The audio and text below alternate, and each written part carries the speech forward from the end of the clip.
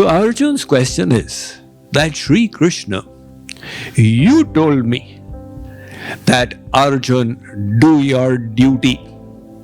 You are a warrior, your duty is to remain here and fight the war.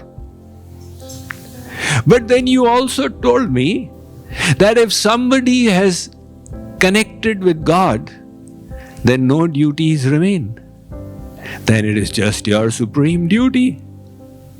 So you have recommended karma sanyas, and you have also recommended karma yoga. Now naturally this confusion is there. One cannot practice both of them. It's like saying that bring the light and the darkness together. They will never be together. Which of these, O Sri Krishna, is Shresht, is superior? Please explain this to me without a doubt. So Arjun has placed his question because it is impossible to follow both paths together. Hasab thutai or phula abgalu, dui ki hui ikasang bhualu. Just try doing these two things together. Laugh loudly and also swell your cheeks. You cannot, because swelling the cheeks requires you to close your mouth and laughing loudly requires you to open the mouth. So just as these two cannot be done together, Sri Krishna, what is the meaning of your equivocal instructions? Now apparently, karma sannyas should be the better one, because you don't have any encumbrances. You don't have to bother about, filing your taxes and paying the bills and all the problems, paraphernalia, to go to this birthday of this relative and that wedding anniversary of that relative. There's just one straight goal and you just go ahead and do it. So because of the lack of encumbrances, you can go straight ahead and move much faster.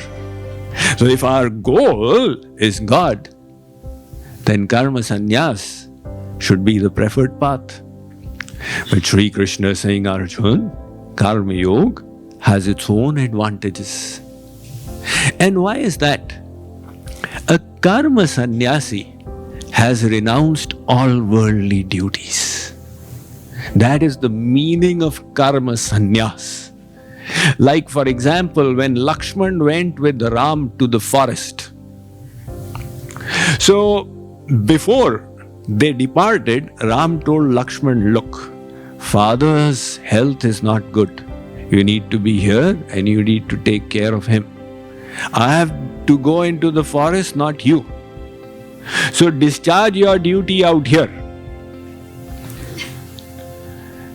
Lakshman announced, Guru pitu matu na janau kau kahu subhau natha patiyau.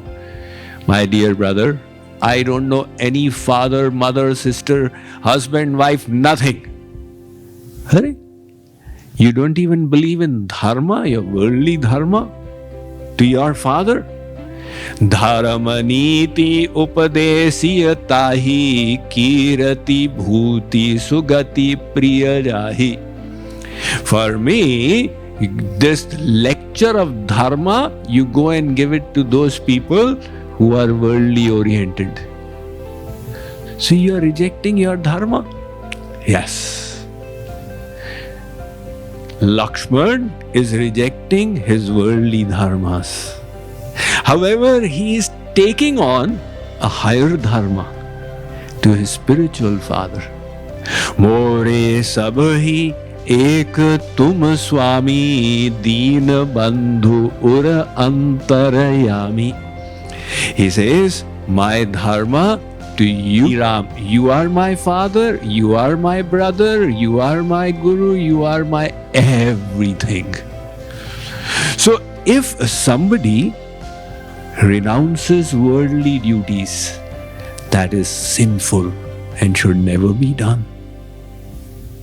But if somebody renounces worldly duties to take on spiritual duties, that is a higher calling. And that's completely justified. If Lakshman had said, I will not take care of these duties because, I want to sit and watch the television and enjoy the TV serials, that would be a sin. But he's saying, I want to serve you. So the karma sanyasi is rejecting all kinds of duties. But there is a catch to it. Supposing in the process, the karma sannyasi, having given up worldly obligations, does not latch on to spiritual obligations, does not fulfill the duty to God, then what will happen? That person will be neither here nor there. Then better than that person will be the worldly person, who is at least taking care of the family and at least working hard to bring the bread on the table. Now we all know in India of hundreds of thousands of Babas. You go to any holy place, you find them by the hundreds and thousands. They gave up all worldly duties, but they did not take up spiritual duties. And then they were unable to avoid the fascination of charas and bhang and ganja. And that is where they find their bliss. So Sri Krishna says that Arjun, instead of that, it's better that you do Karma Yoga. A Karma Yogi has got a safety net. Because the Karma Yogi is doing worldly duties and also spiritual duties. Now, if spiritual duties are not fulfilled, at least the worldly duties are there. So at least he remains a karmi. He may not be a karma yogi, but he remains a karmi. And the karma sannyasi can become a vikarmi. That, Arjun, is the advantage of karma yoga. But there is a subtle advantage as well. Why Sri Krishna is recommending karma yoga. He says, Arjun, look, the world and the people of the world, they copy what great people do. So if a great person like you becomes a karma sannyasi, everybody will start copying. Oh, Arjun was sannyasi, let us also be a sannyasi. And they are not qualified for it. Rather than benefiting, they will be harmed. Like, for example, the Buddha. He renounced the world in the prime of his life. He was newly married. He had a little child called Rahul. And he renounced them all. He said, oh my God, you gave up all your duties. But the Buddha took up a much higher duty of uplifting whole of humankind. Amongst the few people who have impacted humanity for millennia, one is the Buddha. Now, if he had said, okay, I will just do my duty to my localized family, how could he have undertaken the huge work that he did?